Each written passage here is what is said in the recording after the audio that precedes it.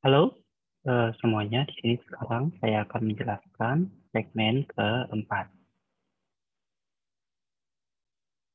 Pada segmen keempat ini, kita akan membahas mengenai eh, bagaimana gelombang itu dapat dibangkitkan oleh angin, ya, penjalarannya dan juga pembangkitannya. Ya, apa saja faktor-faktor yang dapat membangkitkan gelombang akibat adanya angin itu ya, akibat ada interupsi oleh angin. Seperti yang sudah dijelaskan sebelumnya, air itu sebetulnya tenang, tidak terjadi apa-apa gitu ya sebelum adanya gangguan. Gangguan akibat apa? Kalau di sini akibat adanya angin nih. Akibat adanya angin, maka dia itu akan menyebabkan dispersion pada muka air tersebut, dan akibat adanya angin tersebut, karena angin itu dia bergerak ya dari satu titik ke titik yang lain, ya ini akan membawa energi tersebut, gaya pembangkit yang menyebabkan air itu bergerak dari satu titik ke titik yang lain. Bukan bergerak air itu. Air itu menjalar ya, terjadi penjalaran gelombang. Itu disebut sebagai gelombang. Nah, kemudian uh, ada istilahnya fetch, ya, atau bagian yang tidak terganggu gitu ya akibat adanya hentakan oleh angin tanpa terjadi misalnya terjadi pergeseran arah dan segala macam. Kemudian setelah adanya fetch gitu ya, jadi kalau kita tiupkan uh, air gaspol gitu ya, pertama-tama itu dia ada fetch ya, sedikit, kemudian dia baru berjalan gelombang. Pertama-tama dia seperti terjadi hentakan di sini gitu ya, hentakan, baru terjadi gelombang yang konstan. Kalau kita berbicara gelombang, dia itu sudah konstan gitu ya, konstan dia itu tingginya, kemudian penjalarannya dan segala macam. Ya, karena ini dibangkitkan oleh angin gitu ya. Durasi angin ini penting. Kalau anginnya itu pendek, durasi hentakan angin itu pendek, maka gelombangnya juga pasti akan pendek, tidak akan panjang. Kalau periode dari angin ini panjang, dia terus meniup sepanjang waktu, gitu ya, dari selama seharian dia meniup, maka gelombangnya pasti akan lebih panjang. Nah, kira-kira gini ya, gambaran dari uh, si angin itu dapat menyebabkan pergerakan gelombang.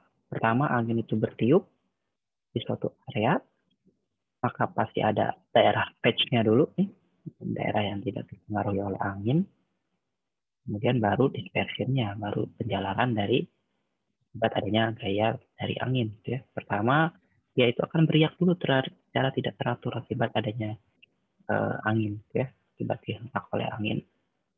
Ini tidak teratur sampai periode tertentu, kemudian dia itu baru bergerak secara teratur, secara tenang, gitu ya.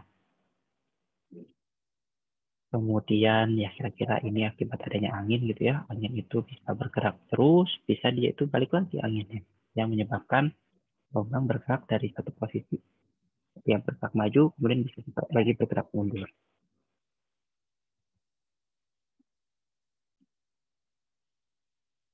Nah, di sini disebutkan bahwa eh, gaya akibat adanya angin itu dia mentransform atau mengconvert eh, gelombang yang biasa gitu ya, capillary waves menjadi wind waves. Jadi wind waves itu dia lebih ya, lebih kuat gitu ya, gaya gaya pembangkitnya. Akibat adanya angin, maka tergantung dari angin itu sendiri ya, yaitu menyebarnya seperti apa. Karena kan lautan itu luas, jadi pada saat si angin ini eh, bertumbukan dengan air pada suatu titik, dia itu akan menyebabkan pergeseran apa ya, penyebaran akibat gaya dari angin tersebut. Biasanya berkisar antara 30 sampai 45 derajat. Jadi si angin itu menyebabkan arah dari pergerakan air itu menyebar ya, alih-alih dia itu lurus aja seperti ini di yang ini, jadi dia itu menyebar ke kiri dan ke kanannya. berkisar antara 30 sampai 45 derajat. Nah, semakin banyak, semakin jauh, akan semakin kecil nanti efek akibat angin ini sendiri, dan karena dia semakin melebar gitu ya, maka efeknya semakin jauh pasti semakin kecil.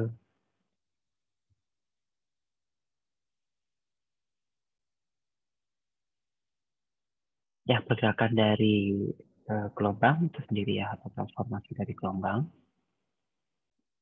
Kita bisa lihat di sini gelombangnya itu menjalar ya. Nah, ini biasanya gelombang yang menjalar ini biasanya disebut swell atau wave train itu ya. Proses dari untuk membentuk si swell dan gelombang yang terjadi di laut lepas itu biasanya wave train. Jadi biasanya kalau kita lihat di pantai, gelombangnya menjalar gitu ya. Ada banyak gelombang seperti ini, seperti gambar ini. Satu, ada sampai 5 ya. 1, 2, 3, 4, 5. Dia menjalar, itu biasa disebut swell. Nah, gelombang dengan panjang, gelombang yang paling panjang, yaitu pasti bergeraknya lebih cepat gitu ya. Dan meninggalkan areanya, misalnya ini gelombangnya panjang gitu ya. Dia pasti akan lebih cepat meninggalkan area ini, langsung ke dari nomor 1 ke nomor sekian, ke nomor N ini, prosesnya terjadi pasti lebih cepat kalau gelombangnya panjang dibandingkan kalau gelombangnya pendek gitu ya. Pasti dia itu akan menjalar lebih lambat. Baik, itu saja untuk segmen nomor 4. Terima kasih. Selamat belajar.